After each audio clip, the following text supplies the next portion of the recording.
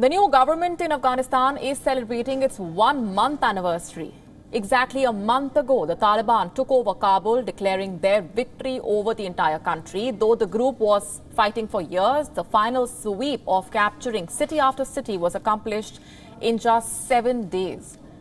On the 15th of August, the Taliban entered the presidential palace in capital Kabul, announcing the complete takeover of Afghanistan. This dramatic announcement was made on live television, with Taliban members posing inside the presidential palace with their guns placed on the table in a long photo op. This was followed by press conferences, high-level meetings, ministerial visits, promises, government formation announcement, delays, factional wars, inter-group divisions, street patrolling, as well as tightened security. Let's not forget that the Taliban did not inherit power in Afghanistan with any promise of development. There were no promises to build roads, hospitals, schools, electricity, clean water, or security to the common citizens. It came to power with weapons and force and effected the interpretation of the Sharia. I talked about how it will be interpreting the Sharia law, the law that only affects women and girls. Although the Taliban tried to make public statements on women's rights, there has been no sign of Afghanistan converting into a progressive society for women. They don't want me because I'm a girl. I don't have the right to come out of my home without a male. Why? Because this is the inequality. I don't have the same right as a boy. I'm nothing for them. Why I even worked for US? That in such kind of situations they are not responding us. They are not responding us. They are not hearing us.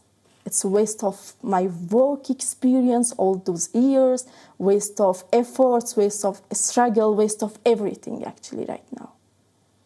I even carry some kind of hate in my heart for them. ما زیاد میترسم ما تو فکر میکنم در این مورد بر ما بسیار وحشتناک است. دا موږ د اسلامي ټولنه د دې طبيخي ضرورت پیږي نه چې څوک دلته د حجاب وګرځيږي او د موږ خزي اسلامي اغلري د هیڅ کوم حجاب نه ګرځي. Our correspondent Anas Malik has been on the ground for over a month. From tracking the hasty withdrawal of the Western troops to the fall of each province and the final takeover of Kabul, Anas Malik has been on the ground covering each and every development very closely. He has sent us this report summarizing the developments over the last 1 month. 1 month into the Taliban takeover, what has changed in the capital city of Kabul? To start off with, there is no heart sign, there is no love in the I love Kabul sign at the Kabul airport. There is no Masood at the Masood circle in Kabul. There are lesser women on the road that you see. The murals have been replaced by the Islamic Emirate flags or kalima. You'd see street hawkers or vendors on the road selling the Islamic Emirate flag. Bookshops have now been selling, have now replaced those love stories or fiction stories as well. This and much more that Kabul, the capital city of Kabul, has seen being replaced in the past 1 month. Anas Malik in Kabul, Afghanistan for WION World is One. Moving on for now, the Biden administration has planned to celebrate 1 year of the Abraham Accords. This so-called normalization accord between Israel and Arab nations has been termed as, quote-unquote, a step towards peace. The Secretary of State, Antony Blinken, is expected to hold a virtual meeting with the foreign ministers of the UAE, Bahrain and Morocco. This virtual celebration is seen as the most active and public show of support by the Biden administration. Our correspondent Jody Cohen sent us this report from Herzliya, Israel.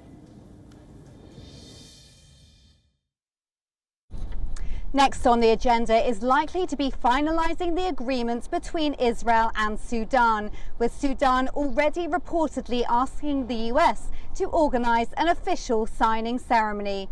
Biden's team say they're also working to bring more Arab and Muslim states on board. Hopes are certainly high that the momentum of the Abraham Accords will continue to bring peace and prosperity to West Asia. This is Jodie Cohen from Herzliya, Israel for WION World is One. WION now available in your country. Download the app now. Get all the news on the move.